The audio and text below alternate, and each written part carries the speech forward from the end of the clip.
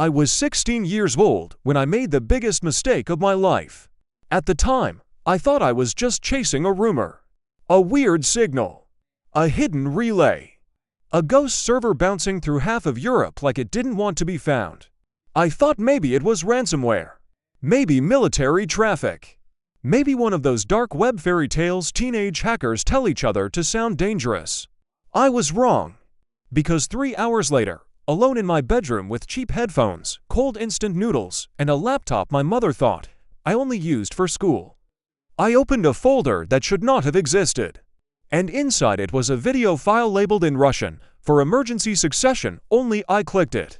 The face that appeared on my screen was Vladimir Putin. Not on television. Not at a podium. Not with that controlled expression the world always sees. This was different. He looked older, more tired, and terrified in a way powerful men never allow themselves to look. Then he said one sentence that made my blood turn to ice. If you are watching this, Russia has already been infiltrated from the inside. That was the moment I stopped being a kid with a keyboard. Because what I found next wasn't just a state secret. It was the kind of truth that could crash governments, start wars, destroy alliances, or save millions of lives. And the worst part? The people hunting that file found me before I even finished watching it. My name is Adam. Not my real name, obviously. If you're smart, you already knew that. I was 16, sleep-deprived, underfed, overconfident, and exactly the kind of idiot who mistakes curiosity for invincibility. That's the dangerous age for people like me. Too young to understand consequences. Old enough to bypass them. I didn't grow up some elite cyber genius in a movie-style basement full of LED lights and 6 monitors. I grew up in a cramped apartment with bad Wi-Fi, thin walls, and a mother who believed every problem in life could be solved by drinking tea and going to bed earlier. To the rest of the world, I was invisible. To my teachers, I was gifted but distracted. To my classmates, I was either useful or weird depending on whether they needed help unlocking something. To myself, I was a person who felt more real online than anywhere else. I liked systems. Not because I trusted them. Because I liked seeing where they broke. School firewalls. Transit card readers. Archived admin panels. Cheap IoT cameras. University test servers with forgotten passwords. The world was full of doors people swore were locked, and I was addicted to hearing the click when they weren't. At first, it was harmless. Mostly. I exposed a fake attendance app my school used. I found a leak in a local municipal site. I once rerouted the display on a shopping mall directory just to make it say, "You are not lost. You are just bad at maps." That got me grounded for 2 weeks after I laughed at the wrong time during dinner and my mother figured out I was hiding something. But the truth is, small hacks stop feeling exciting fast. Once you realize how fragile most systems are, the challenge shifts. You stop wanting access. You want meaning. That's what led me to the Signal. It started as a thread in a private forum. Not some cliché dark web criminal marketplace. Those are mostly stupidity and scams. This was smaller, tighter, half code lab, half graveyard of people too smart to explain themselves normally. A user I trusted posted something strange, unclassified relay pattern repeating every 19 hours through mirrored nodes in Finland, Estonia, and Western Russia. Too clean to be criminal. Too hidden to be civilian. That got my attention immediately. Military signals try to look boring. Intelligence traffic tries to look forgettable. But the relay he posted looked arrogant. As if whoever designed it assumed nobody clever enough to find it would be reckless enough to touch it. That kind of confidence is irresistible to 16-year-old boys. For 3 nights, I tracked the pattern. No brute force. No dramatic breach attempt. Just patient observation. Packet timing. Load windows. Relay echoes. Certificate mismatches. A tiny human error buried inside machine discipline. That's always how it happens. Not because systems fail. Because people get tired. Somewhere in the chain, a maintenance credential had been used in a recovery branch, and one metadata fragment had not been scrubbed properly. I found it at 214A. On a Thursday. A hidden dev tunnel. Temporary. Unadvertised. Still alive. I should have backed off. Instead, I smiled. Because suddenly I wasn't looking at a signal anymore. I was looking at a hallway. And every bad thing in my personality leaned forward at once. I built a shadow path. Spoofed location. Layered exits. Dummy pings to misdirect telemetry. Nothing fancy enough for a movie. Just careful enough that if anyone noticed me, I'd hopefully be old news before they knew where I'd been. Then I slipped in. The first server wasn't spectacular. That almost scared me more. No obvious intelligence branding. No giant red warnings. No missile maps. Just sterile enterprise structure, multilingual folders, dead administrative shells, and segmented storage with absurdly disciplined naming conventions. That was when I knew I was somewhere serious.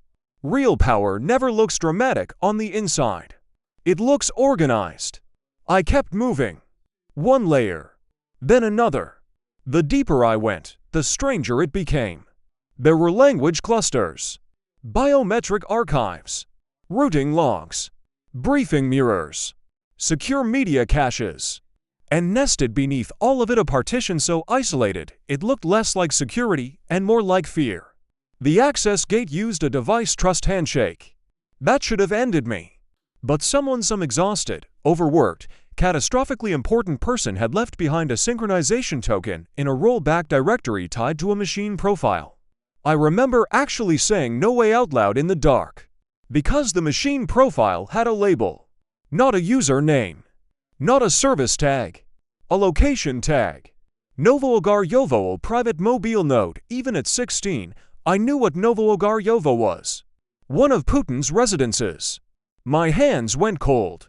I stared at the screen, suddenly aware that my bedroom had become the stupidest place on earth to be doing what I was doing. I should have disconnected right there. Instead, I went in. Of course I did. The mobile node partition opened into a clean directory tree with almost nothing in it. That was the first terrifying detail.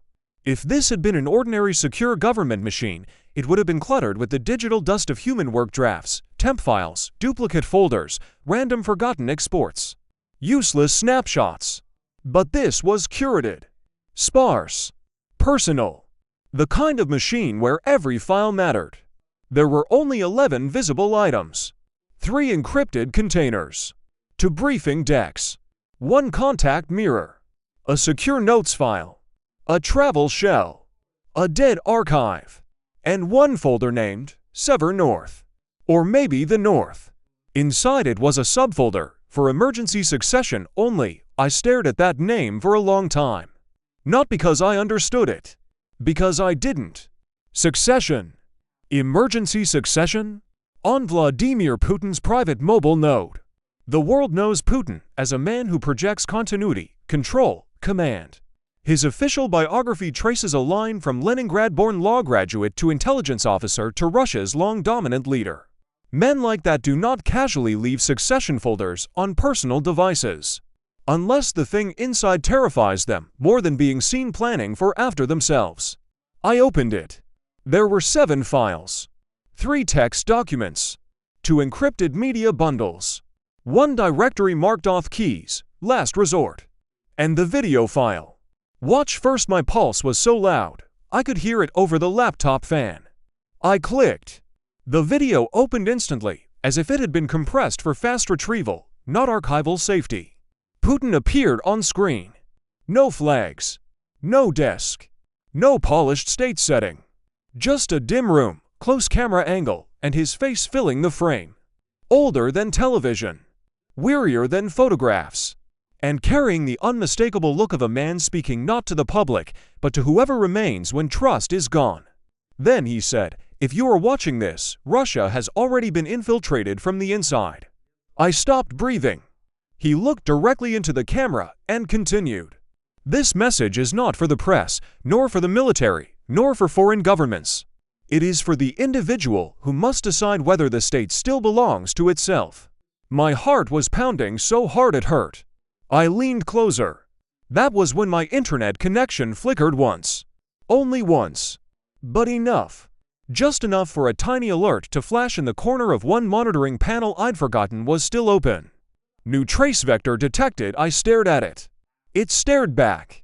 And in that exact second, somewhere very far from my bedroom, someone realized Vladimir Putin's private machine had a visitor. Cliffhanger. I should have disconnected immediately, but Putin's next sentence was so insane, I couldn't move. Putin didn't speak like a politician in the video. That's the first thing you need to understand. He spoke like a man recording a confession for history and hoping history never needed to hear it. He said, "There is a structure operating inside the Russian state that does not answer fully to the presidency, the cabinet, the parliament, or the security services as they are officially understood." I remember blinking hard, convinced I'd misunderstood the Russian. But no. That was what he said. Not foreign infiltration in the ordinary sense. Not spies. Not opposition. Not NATO. Not oligarchs. Not some rogue military faction. A structure. Inside the state. Above the map. Below the public. He kept going. For years, it presented itself as continuity. Strategic guardianship. Historical protection. Necessary correction during periods of weakness. The more he spoke, the more I realized I was not watching a contingency file about a coup. I was watching a message about a hidden system of power. Not a government. Something older than any one administration. Something patient. Something that survived by appearing indispensable. He never named it directly in the first minute. That was deliberate. Men from intelligence cultures understand naming as surrender. But I could hear it in the way he spoke. He was talking about a shadow apparatus buried inside the Russian state so deeply that even the president was framing it like weather. Then he said the line that changed everything. I believed I was managing it. I now believe it has been managing the presidency. I sat frozen. At 16, I knew enough history to understand what that meant. Not just for Russia. For nuclear command. For diplomacy. For wars officially attributed to leaders. For assassinations. For peace talks. For every major decision the world had spent decades treating as the will of one man. If true, this was not a scandal. It was a rewrite of global reality. My screen flashed again. Another trace warning. This time red. I should have killed the session. Instead, I yanked the network monitor into a side window and did both things at once, watched the video and tracked the hunt. Whoever had noticed me was fast. Not movie hacker fast. Institutional fast. Triage fast. They weren't trying random countermeasures. They were narrowing location entropy. That meant they had partial metadata but not identity yet. Good. Unless they tightened the loop. Bad. I spun up to false exits. Injected decoy pings into 3 regions. Fragmented the session through a borrowed mesh of neglected IoT nodes and one university mirror that promised myself never to touch again after the library incident. Then I went back to the video. Putin had shifted posture slightly. Even through compressed resolution, I could see something almost unthinkable in his expression. Shame. Not public shame. Private shame. The kind men like him might feel only when admitting they were less sovereign than they believed. He said there had been continuity councils, historical security committees, and non-public stabilization reviews that gradually acquired power far beyond emergency management. Officially, each had justification. Internal threats. Oligarchic fragmentation. Terror incidents. Regional instability. War contingencies. Cyber risk. Each step probably looked rational at the time. That's how shadow systems grow. Never with one monstrous act. With 100 practical exceptions. Then came the real bomb. There are 4 dependencies within this structure, he said. Financial, technological, and archival. 4 dependencies. That meant it wasn't just an internal deep state architecture. It was linked outward. Money, data, leverage, maybe blackmail. Maybe worse. Suddenly I wasn't thinking like a hacker anymore. I was thinking like prey. Because if a hidden transnational structure had penetrated the Russian presidency deeply enough that Putin was recording a last resort succession warning, then the number of people who would kill to keep that secret contained was not small. It was continental. My trace window spiked. One of my decoys was burned. Then another. They were getting smarter. Or angrier. I paused the video for the first time and searched the rest of the folder. One text file looked like a chain of command contingency note. One looked like a decryption index. One was a list of names partially redacted, partially numeric, almost certainly useless without the keys. Then I saw a file I almost missed. Trust nitrogen monoxide signal after stage 4. What did that even mean? Stage 4 of what? I opened it. Only 4 lines. No greeting. No signature. If succession begins under external communications blackout, assume compromised authentication. If loyal command cannot verify chain in person, do not transfer authority digitally. Archive 12 must leave the country. If Archive 12 has been opened, the timeline has already changed. Archive 12. I looked back at the folder. There was no Archive 12. Unless I checked the hidden file view. There it was. Invisible by default. A container named A12. I almost laughed from stress. Of course, there was another layer. I opened the encryption stub. No password prompt. Instead, it requested hardware confirmation from an unavailable secure device. So I did what any extremely underqualified 16-year-old in the worst position of his life would do. I cheated. The earlier trust token still carried partial device context. Not enough to open the whole container cleanly, but maybe enough to force a degraded mount if I piggybacked the authorization logic before the remote system invalidated it. It was reckless. Dirty. Ugly. It worked. Partially. The archive opened in a broken state. Several files corrupted. Some unreadable. Some intact. One intact file was an image. I opened it. At first, I thought it was a seating chart. Then I realized it was a network map. Not of computers. Of people. Circles. Lines. Cross-border links. Shell companies. Energy intermediaries. Media conduits. Former intelligence officers. Security service nodes. Private military liaisons. And at the center, not Putin. A symbol. A black circle with no name. Everything fed through it. Russia. Europe. Middle East channels. Banking conduits. Political influence corridors. This wasn't a conspiracy corkboard. It was structured. Maintained. Labeled with date layers. A command ecology. And if the map was real, it meant the world's most visible crises might have been shaped not simply by states confronting states, but by a hidden network profiting from permanent instability while governments took the blame. My stomach turned. Because that secret really could change the world. It could crash alliances. Discredit years of public narratives. Trigger purges. Invite denials. Justify crackdowns. Start panic in financial markets. Maybe even provoke military overreaction if the wrong state believed this was an undeclared act of war. No wonder he had hidden it. No wonder someone was tracing me. Then my speakers crackled. I froze. A voice came through male, clipped, Russian-accented English. Disconnect now. I didn't breathe. I hadn't enabled audio input. I hadn't opened any comms channel, which meant they had pushed straight through the machine. Disconnect, the voice repeated, calm this time. You are too young for this. That scared me more than if he'd shouted, because it meant they weren't improvising. They were already deciding what kind of problem I was. I cut system audio and yanked the mic driver, but the trace window kept tightening. Then, just before I severed the session, the paused Putin video auto-resumed on its own. He looked straight into camera and said, "There is one person outside Russia who has proof that can authenticate Archive 12. Then the file corrupted. The screen glitched. The video froze. And the name he started to say vanished into digital static. I disconnected everything. Wi-Fi off. Ethernet ripped. Battery pull. Darkness. Silence. My room smelled like overheated plastic and cheap ramen. I sat there with my hands shaking, staring at my own reflection in the dead laptop screen. Then my phone lit up. Unknown number. One message. Leave your home in 8 minutes.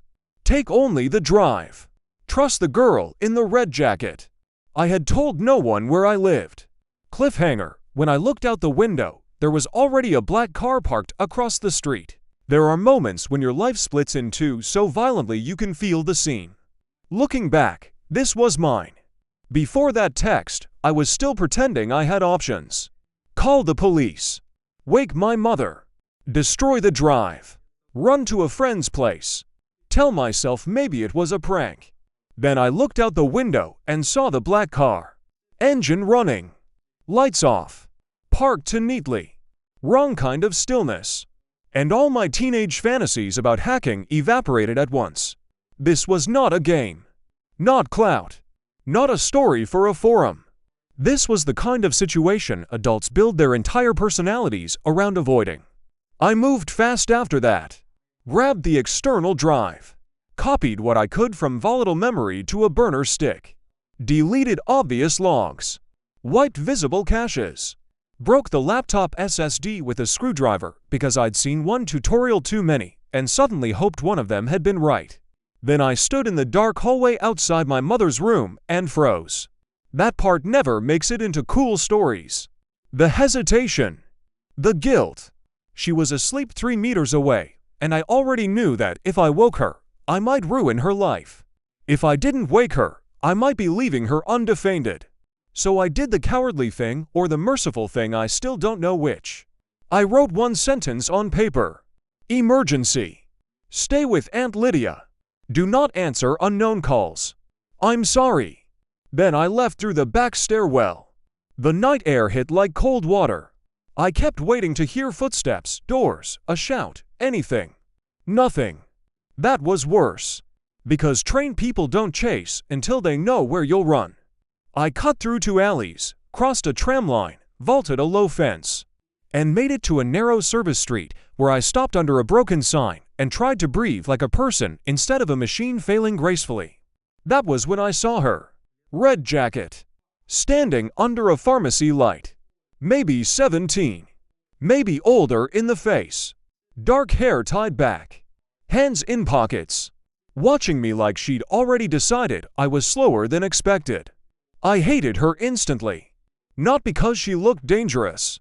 Because she looked calm. She said, "Adam." My whole body locked.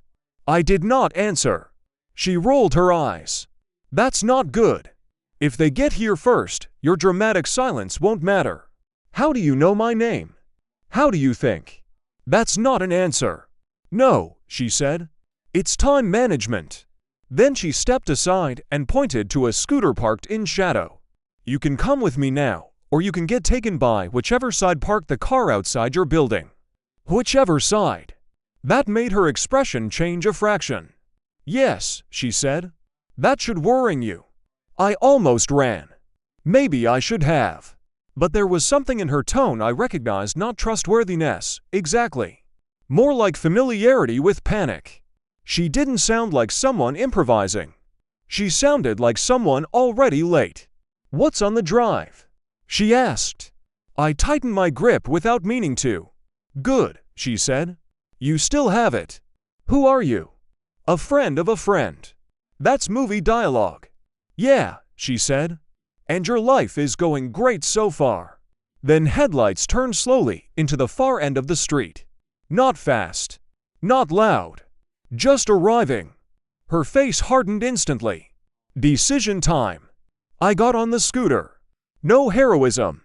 No elegance. Just survival. We tore through side streets, underpasses, wet intersections, delivery lanes, and one pedestrian corridor that nearly got us both killed. She drove like someone who feared patterns more than speed. After 10 minutes, when I could finally hear my own thoughts again, I shouted over the engine, "Who sent you?" She didn't answer for a while. Then, the man in the video never finished saying the name, right? I went cold. How do you know that? Because the file you opened was monitored by 2 groups and protected by a 3rd. That doesn't answer the question. No, she said. It answers a more important one. I leaned closer. Which is? You weren't the first person to find it. That sentence sat in my skull like shrapnel. We stopped in an underground parking structure beneath an unfinished office building. Raw concrete, sodium lights, empty echo, exactly the kind of place where your nervous system starts drafting apologies to everyone you've ever loved. She got off the scooter, pulled off her helmet, and finally looked at me properly. I'm Myra. Again, probably not her real name. I work with someone who's been trying to get that archive out for 6 months. Who? She studied me. You really want the answer now? Yes. She nodded once. Someone inside a Western counterintelligence review cell.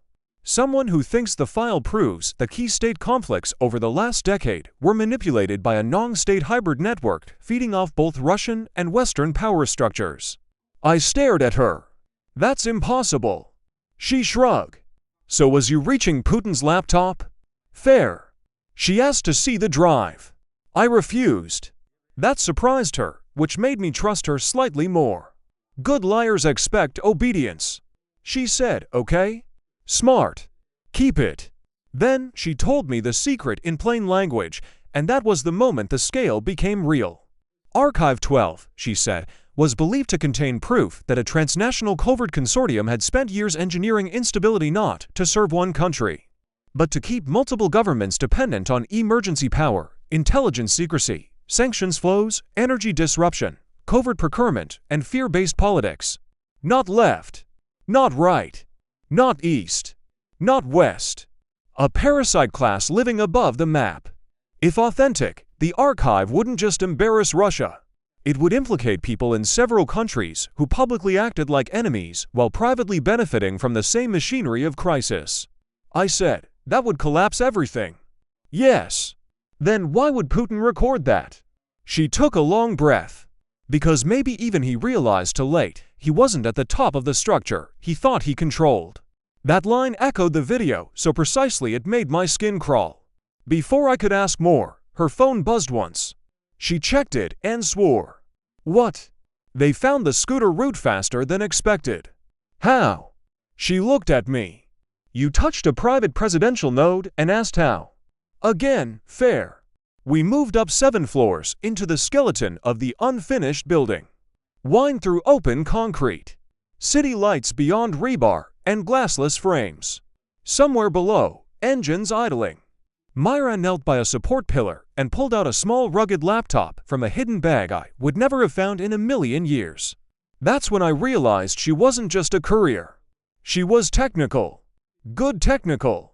She plugged into the drive through an isolated reader and scanned the contents without mounting everything at once. Her expression changed fast. What? There's more than the map. She opened a fragmented document. It was a ledger.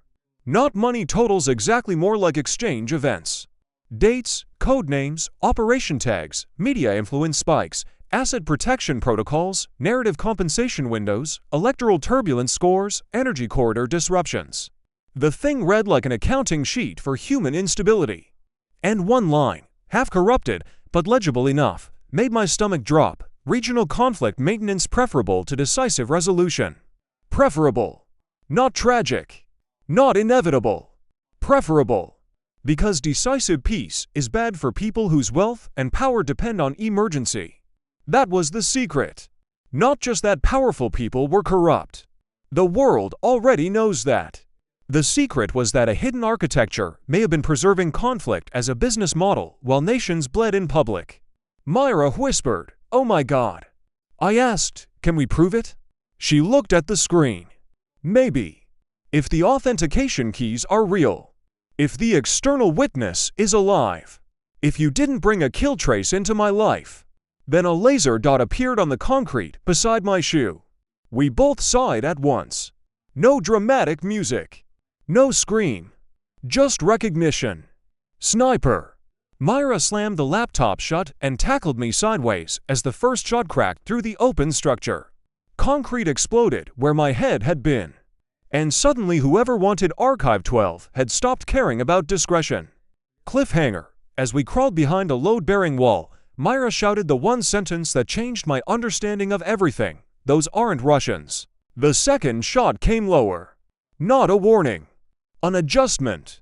Myra dragged me deeper behind the concrete column and pulled a compact pistol from somewhere inside the red jacket because apparently the universe had decided subtlety was over. I whispered, "If they're not Russians, then who are private contractors?" she snapped. "Maybe deniable state. Maybe the network itself. Doesn't matter. Move." That was the first adult thing anyone had said to me all night. Doesn't matter. When people are trying to kill you, organizational nuance becomes a luxury. We moved floor by floor through the unfinished building while shots echoed from outside and somewhere below, too disciplined to be panic fire. They were funneling us, not spraying. Myra kept checking corners, elevators, utility shafts. I kept carrying the drive like it contained a nuclear heart. Maybe it did. Because by then, I understood Archive 12 wasn't just dangerous because of what it exposed. It was dangerous because every faction could weaponize it differently. Russia could call it forgery. Western agencies could bury it. Media could sensationalize one layer and miss the structure. The hidden network, if real, could trigger violence, market panic, or targeted assassinations before anyone verified anything. And random governments might exploit the chaos to settle unrelated scores. Truth doesn't save the world automatically. Sometimes truth arrives like gasoline in a city already on fire. We reached a service stairwell and Myra finally said what she should have said much earlier. "The person who can authenticate the archive is in Geneva." I stared at her. "Putin said outside Russia." "Yes. Why didn't you lead with that?" "Because you were busy ruining both our lives." Fair again. I was getting tired of her being right. We made it to a lower mechanical floor and paused in darkness while footsteps moved somewhere above. Myra opened the rugged laptop again and forced a narrow uplink through a directional antenna the building's maintenance crew definitely had not installed. She sent a burst packet. Waited. Received one. Then she actually looked scared. "What?" "The witness is moving." "Moving where?" "Unknown." "The message says the window is closing." I laughed once from pure stress. "The window? What is this, a spy novel?" She looked at me flatly. "No. In spy novels people explain things before they shoot at you." Down the corridor, a flashlight beam cut through dust. Too close. We moved again. By the time we escaped through a loading platform, stole a van that was probably already compromised, and drove toward the highway with no lights for the first 2 minutes. I had crossed some invisible line inside myself. I was no longer waiting for adults to fix this. Adults were the problem. Adults had built the systems, protected the systems, profited from the systems, lost control of the systems. Now teenagers were driving through the dark with a drive full of proof that maybe the world's biggest crises had been monetized by people hidden above ideology. There was something almost funny about that. Almost. On the road out, Myra finally told me how she found me. The folder on Putin's node was rigged with a split alert. One channel went to the hunters. Another, older buried channel went to a watch list created by someone inside the succession circle who wanted any unauthorized access flagged to a contingency network outside Russia. In other words, someone close enough to Putin to know the file mattered had prepared for the possibility that the truth might need to escape through chaos. I asked, "So they used me?" She kept her eyes on the road. Yes. That should have enraged me.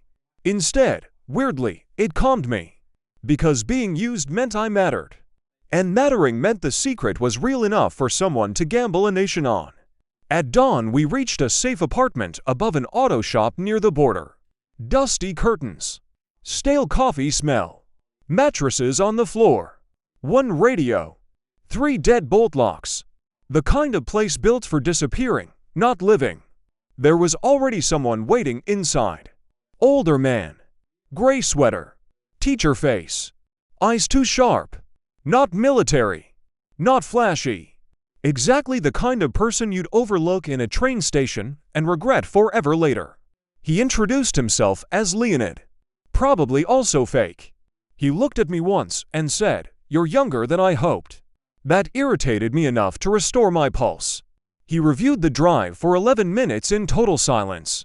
Then he sat down slowly and rubbed both hands over his mouth. "What is it?" Myra asked. He answered without looking up. "It's real enough to kill over." Not comforting. Then he explained the witness in Geneva. Years earlier, he said, a financial architecture specialist working adjacent to sovereign risk channels had quietly documented irregular cross-block flows tied to crises that never fully resolved. The same shells, the same emergency instruments, the same shadow beneficiaries appearing after supposedly opposing strategic events. Eventually, that specialist was approached not by one state, but by men representing continuity interests. He refused, disappeared, later resurfaced under protection. That man, if still alive, had the external keys that could authenticate Archive 12. Without him, we had an explosive claim. With him, we had a weapon. I asked the obvious question. Why not just publish everything now? Leonid looked at me with exhausted pity. Because raw truth without verification becomes propaganda in 10 minutes. That was the most responsible thing anyone had said all night. He was right. Dump it online and half the world calls it fake, the other half turns it into me more, while the people actually implicated vanish, deny, purge, or counter-strike. Truth needed timing. Chain of custody. Authentication. A release structure to distributed to kill in one move. That meant Geneva. That also meant traveling across a continent with people hunting us, a drive full of destabilizing material, and exactly zero ability to trust official channels. Then Leonid said the sentence that nearly made me walk out. There's one more problem. The authentication witness may not want it released. Why? I asked. He looked at me. Because if the archive is valid at full scale, exposing it could trigger purges, market collapse, diplomatic retaliation, and maybe open conflict among states trying to cover their own exposure. There it was. The central horror. The secret could change the world. But changing the world and saving it were not the same thing. By evening we were moving again. False passports. Rail route. Layered handoffs. No phones. No direct patterns. Classic paranoia logistics. As night fell somewhere between borders, I sat in the dark train compartment with the drive hidden inside the lining of my backpack and realized I still had not asked the most important question. I looked at Myra. If this secret is so dangerous, why are you still doing this? She didn't answer right away. Then she said, because my brother died in a war everyone kept saying was necessary. That silenced me completely. After a while, she added, and I want to know if necessary was just profitable. I turned toward the black train window and saw my own face reflected there 16 years old, terrified, sleep-starved, carrying evidence that might reveal a market for human suffering hidden inside geopolitics. That was the moment I stopped thinking of Archive 12 as a hack. It was a moral test, and none of us were guaranteed to pass it. Then the compartment door slid open. A conductor stood there smiling politely. And in perfect English, he said, "You need to come with me now.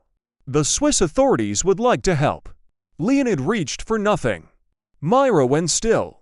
I looked at the man's shoes first. No conductor shoes. Wrong leather. Wrong posture. Not Swiss. Cliffhanger. Then he quietly added, "If you refuse, your mother dies before sunrise." Underscore. There are moments when you become older in less than a second. This was one of mine. He said my mother would die before sunrise, and every clever thought in my head collapsed into one blunt animal fact. They knew who I was. Not Adam. Not the handle. Not the IP shell. Me. My house. My mother. My real life. People love to fantasize about courage until someone puts a family member inside the sentence. I stood up to fast. Myra grabbed my wrist. Leonid looked like a man calculating 5 impossible options at once.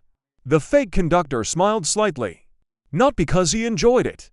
Because he knew the geometry had changed. He didn't need the drive immediately anymore. He had leverage. Or thought he did. I asked, "How do I know she's alive?" He took out a phone, turned it, and showed me a live video frame. My mother's apartment building. Front entrance. Time stamped. Then another frame. A woman exiting the building with a bag. My mother. Alive. For now. The message was clear. Compliance buys time. Resistance accelerates grief. I wish I could tell you I did something heroic there. I didn't. I did something smarter. I panicked in a useful direction. I let my knees shake. Let my breathing go uneven. Let myself look exactly like a 16-year-old kid at the breaking point. Then I said, okay? Myra's fingers dug into my wrist in warning. Leonid said nothing. The man relaxed by one invisible degree. That was the mistake that saved us. Because the moment predators believe fear has made you simple, they stop watching for creativity. I reached into my bag slowly. He tracked the movement. Careful, he said. I nodded, trembling, and handed him the wrong drive. Not a fake drive. A better trick than that. The burner. The one with partial fragments, selected logs, and enough real material to bait anyone into immediate exfiltration analysis. His eyes flicked down for half a second to confirm shape and port casing. That was enough. Myra moved first. Not at him. At the train lights. The compartment blacked out. Leonid slammed the door into the man's shoulder. I drove forward blindly and felt bone, coat, and breath collide in the dark. Then noise. Shouting. A gun half drawn. Someone hit the wall. Someone cursed in a language I didn't know. The train screamed into a curve, and all four of us became weight and panic. When the emergency lights came on, the fake conductor was down, bleeding from the temple, and Myra had his weapon. Leonid checked the phone. Looked at me. Then nodded once. Your mother's route was surveillance, not capture. They were bluffing immediacy. That nearly made me collapse. Nearly. We got off to stops early, changed vehicles twice, and reached Geneva in a rain that made the whole city look like it had been sketched in graphite and regret. The witness was in a private medical residence outside the city under a protection arrangement no one described honestly. He was older, thin, hands like paper, eyes much too awake. His name I'm not giving you. Some secrets deserve that dignity. When Leonid explained what I had found, the old man did not look surprised. Only tired. He asked to see the archive. We showed him. He reviewed the map, the ledger, the fragmented succession notes, the recovery tags.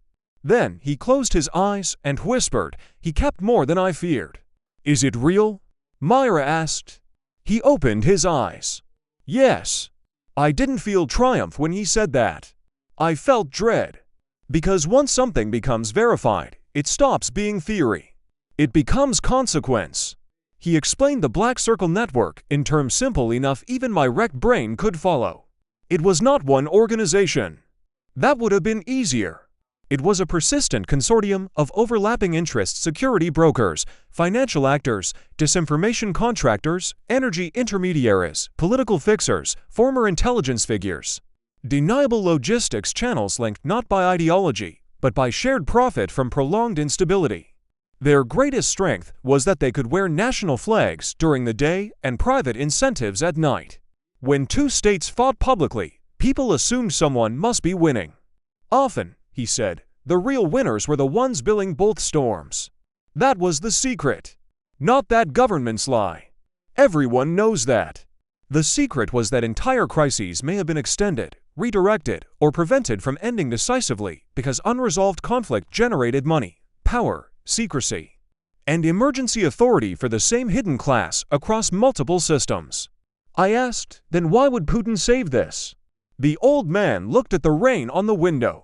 Because maybe even he discovered that continuity is different from control. That line will stay with me forever. Then came the final question, do we release it?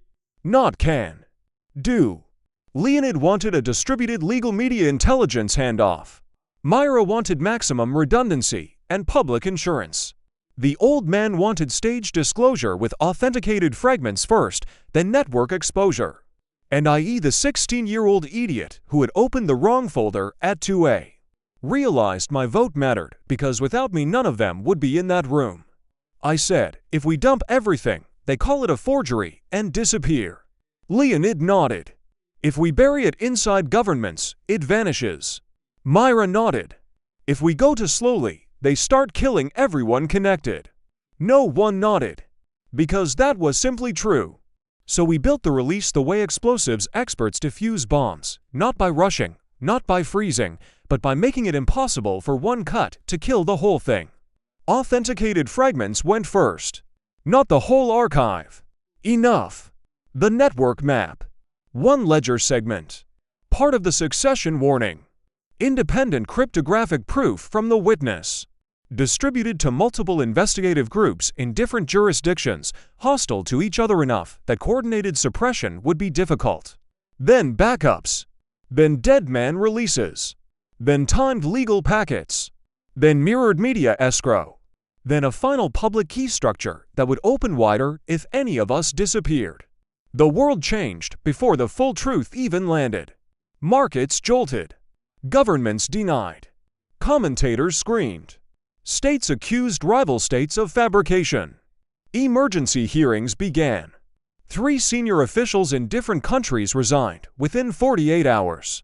2 energy-linked shell groups vanished. 1 private risk management firm ceased to exist on paper overnight. A former intelligence officer turned consultant was found dead in what the news called an accident, and nobody in our room believed. Russia denied the materials. Western officials called them unverified but serious. The hidden network, if you can call a hydra a network, did what hydras do. It lied, fractured, fed scapegoats forward, sacrificed weaker layers, and tried to survive above the story. But something irreversible had happened. People started asking the right question. Not which country is the villain. Not which side benefits. But who profits when conflict never quite ends? That question is poison to the wrong kind of power. My mother was relocated before the second wave hit. I never went home. Not really. Myra disappeared twice and came back once. Leonid vanished into a bureaucracy that officially did not exist. The old witness died 3 months later, peacefully, if anyone ever dies peacefully after a life like that. And me. I stopped being a boy who hacked things because locked doors were insulting. I became someone who understood that the most dangerous secret in the world is not a missile code or a bank key or a spy list. It's a structure. A structure that teaches nations to hate each other while invoicing both sides. So yes, one night, a 16-year-old hacker accidentally got into Vladimir Putin's laptop and found a secret that could change the world. But that's not the strangest part. The strangest part is this: the secret didn't say the world was controlled by one mastermind. It said something worse. That history had become an industry. And once you see that, really see it, you can never watch the news the same way again. Because every speech sounds different. Every crisis sounds different. Every necessary war, every temporary emergency, every unavoidable escalation starts to carry a second question underneath it. Necessary for who? That was the question hidden inside Archive 12. That was the question men were willing to kill for. And that was the question a terrified 16-year-old carried across borders in a backpack while pretending not to be afraid. The truth is, I was afraid. I'm still afraid. But sometimes changing the world doesn't begin with bravery. Sometimes it begins with curiosity, then panic, then guilt, then a decision made by someone too young to know they were allowed to make it. And if you ask me whether opening that folder was the biggest mistake of my life, I'll tell you the truth. It was. It was also the best thing I ever did.